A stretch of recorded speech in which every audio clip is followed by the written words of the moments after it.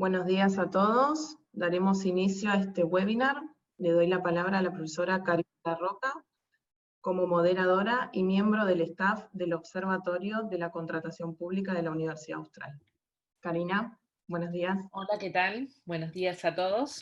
Bienvenidos a este webinar que hemos denominado Análisis de la incidencia de la pandemia de COVID-19 sobre las contrataciones públicas, organizado por la Red Internacional de Observatorios de la Contratación Pública.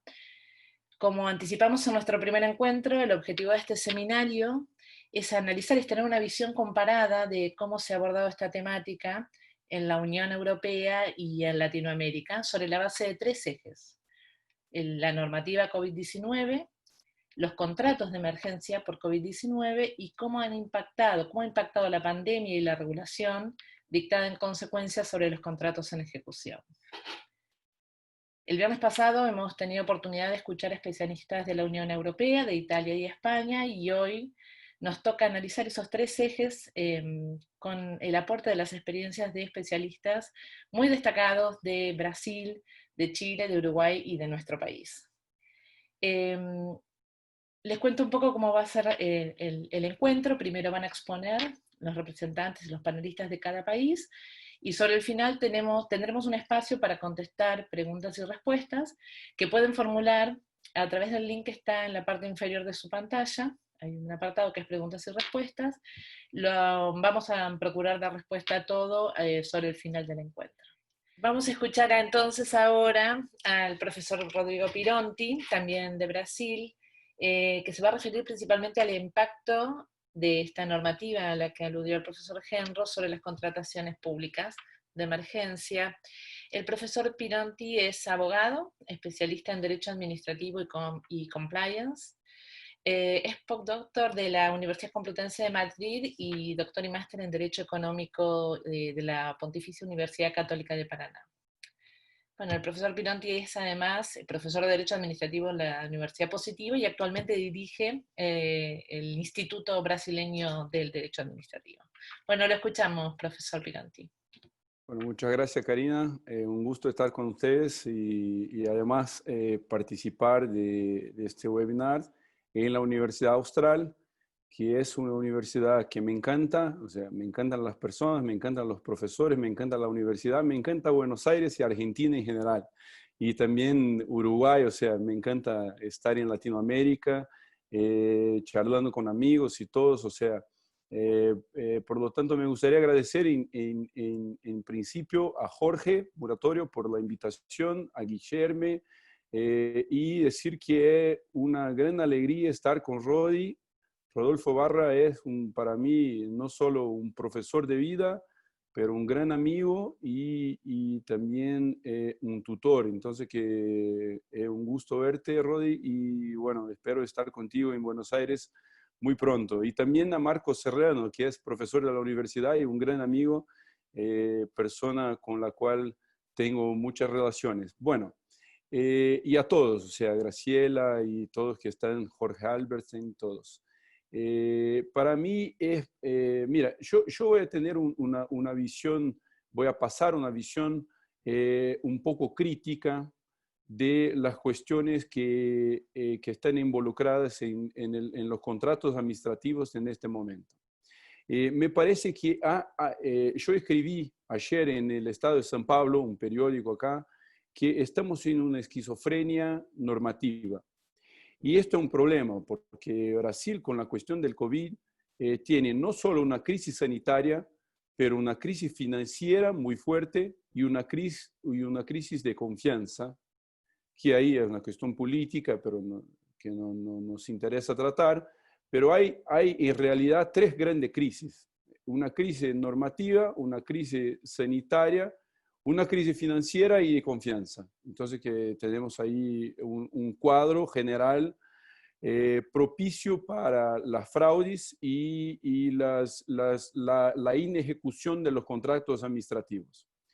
Y les digo eso porque me parece que los impactos del COVID en las contrataciones públicas pasan por una visión de dos aspectos puntuales. el primer de los aspectos tiene relación directa con la ejecución propia de los contratos. O sea, vamos a tener sin duda una gran dificultad de las empresas, ya estamos teniendo una gran dificultad de las empresas que contratan con el poder público de cumplir los contratos administrativos por condiciones materiales, no financieras.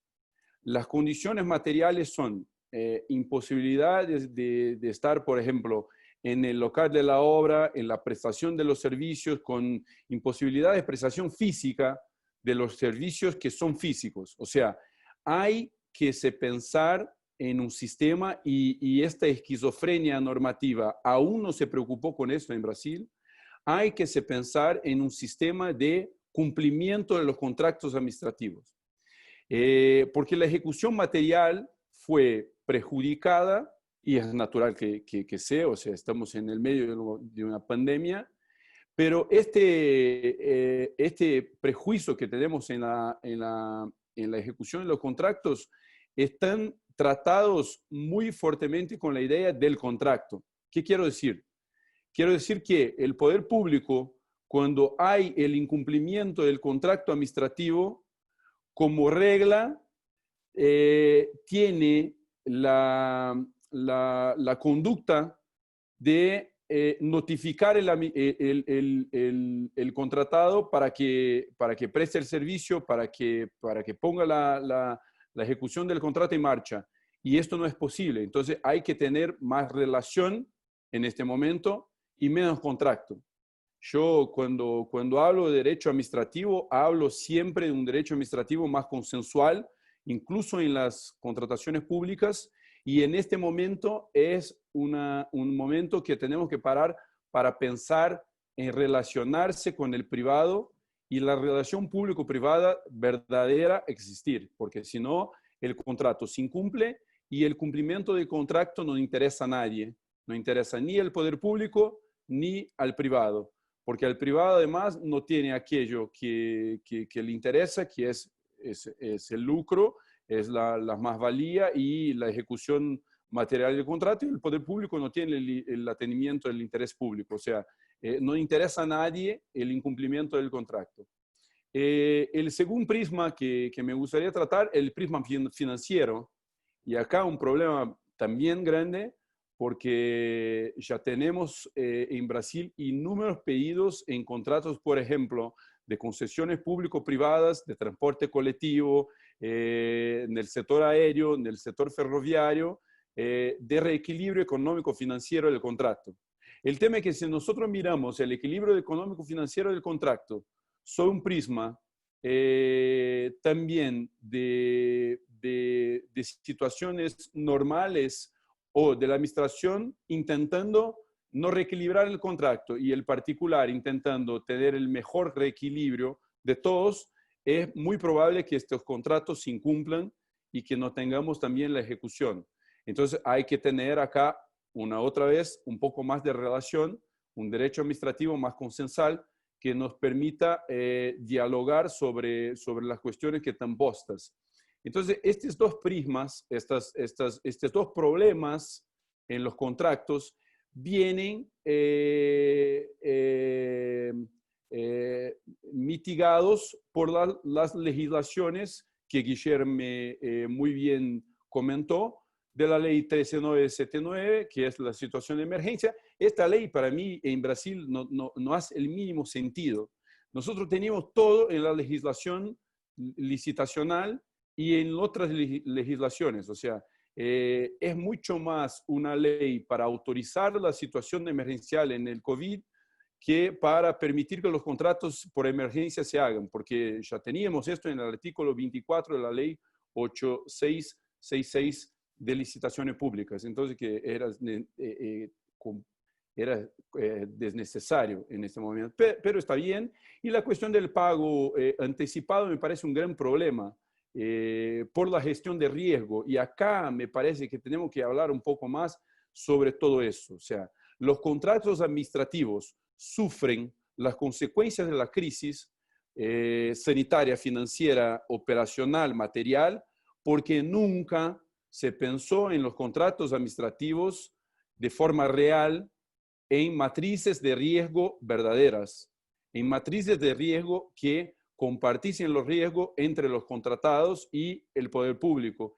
Y ahora tenemos una situación en que las matrices de riesgo están siendo formatadas sob la égide de la emergencia. O sea, es el apagar el incendio en cuanto el incendio existe. O sea, no prevenimos, solo reagimos.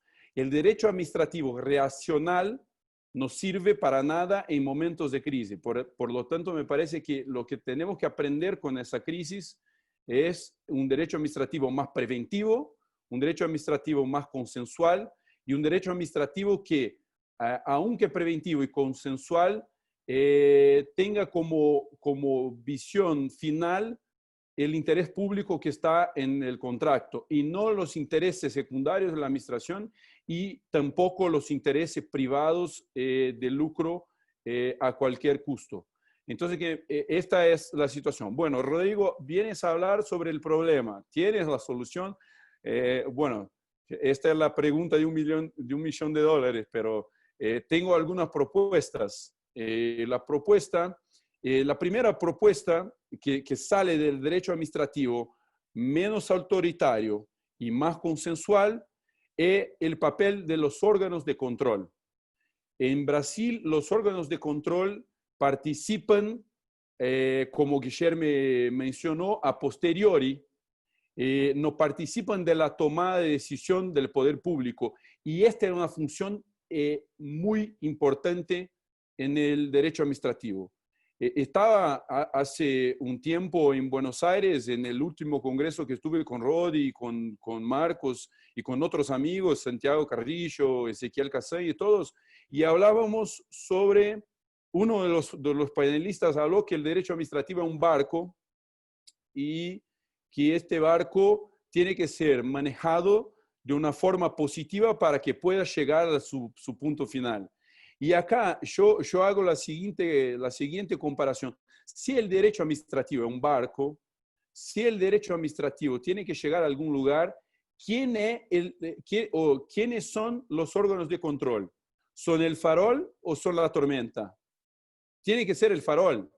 Y para que sean el farol, tienen que participar de la ejecución, tienen que participar de la toma de decisión sin conflictar con el mérito administrativo. O sea, no estoy acá poniendo los órganos de control como alguien que tiene que direccionar el mérito administrativo. Al contrario, pero tiene que participar, por ejemplo, en los comités de crisis. Acá en Brasil todos los estados tienen un comité de crisis. El comité va a verificar el proceso de retomada, los contratos administrativos, las cuestiones sanitarias, las cuestiones económicas financieras. O sea, es un comité de crisis general. En este comité tiene que participar Ministerio Público, Ministerio, y participar el Tribunal de Cuentas en Brasil. Los órganos de control. ¿Por qué? Porque si no, después de 5 años, 6 años, sancionar no ayuda en nada. Entonces hay que tener una relación más próxima, el Poder Ejecutivo del control en este momento. Y me preguntaban, pero Rodrigo, ¿eso no hace con que el control a posteriori pierda fuerza? No, por el contrario. El control puede ser concomitante para verificar el proceso administrativo, si está o no regular. Pero es obvio que si hay una fraudis, esta fraudis posterior va a ser verificada, va a ser sancionada, va a ser punida. O sea, hay dos momentos. El momento en que los órganos de control tienen que ser farol y el momento en que los órganos de control tienen que ser sancionadores, porque ahí está también su real función. Pero la función de fiscalización y de participación colaborativa, en Brasil por lo menos, en la propia Constitución Federal, es una función de los órganos de control. Bueno, esta es una de las medidas. La otra posible, no sé si tengo tiempo, pero a mí me encanta ese tema, entonces este tema, Karina, me puede regular, por favor. Pero el otro... Más aún. Bueno, gracias. el otro tema que me parece importante es la responsabilidad de los agentes públicos. En Brasil nosotros tenemos el llamado apagón de las penas, porque los administradores públicos no deciden con miedo del control. En esta situación peor, porque estamos en medio de una crisis en que las situaciones tomadas son de emergencia, sin planeamiento normal, sin verificaciones de precio, como mencionó Guilherme, sin situaciones de verificación de riesgo anticipado. O sea, es una situación de decisión inmediata. Y en esta situación, el apagón, la imposibilidad de decidir de los gestores está peor todavía, porque en Brasil lo que está sucediendo es una omisión de los gestores públicos en relación a situación de emergencia, con miedo de las sanciones que pueden venir de los poderes judiciarios y del control por público, ministerio y tribunales de cuentas. Entonces, que acá también me parece que, y ve que ese miedo es tan verdadero, que hay una medida provisional del presidente de la República, que para mí es un absurdo, esta medida provisional, que dice que las medidas tomadas en el momento de pandemia no pueden ser sancionadas. O sea, los gestores que decidieren en el momento de pandemia y ahí la medida provisional se llama, para quien 966, la medida provisional. Los gestores que tomaren decisiones balizadas por pareceres técnicos internacionales y por condiciones técnicas balizadas no pueden ser sancionados. Pero espera un minuto. ¿Cuándo en el derecho administrativo internacional se puede tomar una decisión sin motivación? Y nosotros necesitamos colocar en una medida provisional que el gestor que toma una decisión motivada no puede ser sancionado. Sí puede ser sancionado. Puede ser sancionado desde que su decisión sea una decisión ilegal. O sea, aún tenemos que verificar el acto administrativo, pero es como un salvoconducto. Entonces esto tiene sido mucho criticado. El Supremo Tribunal Federal del Brasil ratificó y validó como constitucional esta medida provisional en la semana pasada, y esta medida provisional por lo tanto vale. Pero tiene un problema porque dice que el gestor público solo puede ser sancionado por error grave, y dice que error grave el gestor público tomar la decisión sin verificar organismos internacionales. Pero espera, esta medida provisional transformó el error grave en error leve, liviano. ¿Por qué? Porque en este momento que equipara una medida a tomada de decisión con análisis técnicas internacionales, mira, ¿cuál análisis sobre la cloroquina? Un problema en Brasil que el presidente indicó que vale la cloroquina, ¿no? El mundo todo, dice Organización Mundial de Salud y todo, dicen que no. Pero acá en Brasil, la orientación del Poder Público Federal es de que la cloroquina puede ser utilizada y que es eficaz.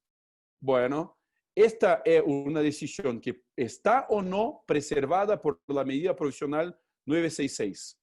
En este momento tenemos que entender que, por ejemplo, la ciencia dialéctica, no hay en esta doença, en esta pandemia, una objetivación de qué se puede o qué no se puede hacer. Estamos aprendiendo todos los días con la pandemia. Ahora las crianzas no eran un grupo de riesgo. Ahora tienen una enfermedad que es peor todavía para las crianzas que el COVID. O sea, estamos acá en un momento de indefinición. Bueno, para terminar, porque sé que mi tiempo está ya en el final, y una lástima porque me encanta hablar sobre ese tema, pero vamos a tener tiempo para hablar. Me parece que estamos en tiempos en que el obvio necesita ser repensado. Como decía un querido sociólogo italiano que a mí me encanta, y a Rodi también, Domenico De Masi, estamos en tiempos en que el obvio necesita ser repensado. Y el obvio, en tema de contratación pública, por lo menos lo que percibo en Brasil, es que el poder público no puede contratar una empresa de vinos para entregar respiradores, una empresa que existe para entregar EPIs, equipamiento de protección individual. Es necesario hacer el mínimo de gestión de riesgo para que podamos por lo menos pasar por la pandemia sin una esquizofrenia normativa. Muchas gracias. Bueno, muchas gracias, profesor Pironti. Me pareció muy interesante su visión crítica sobre el tema, que además comparto. Sobre todo el tema de la importancia de la intervención de los órganos de control, no solo posterior, sino también concomitante con las contrataciones. Muy interesante su exposición.